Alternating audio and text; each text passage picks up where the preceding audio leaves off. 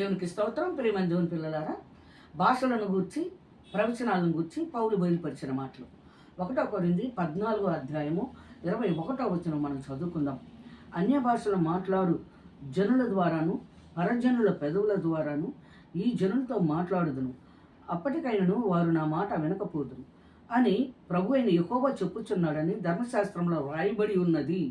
కాబట్టి భాషలు విశ్వాసులకు కాదు, అవిశ్వాసులకే సూచకమై ఉన్నవి.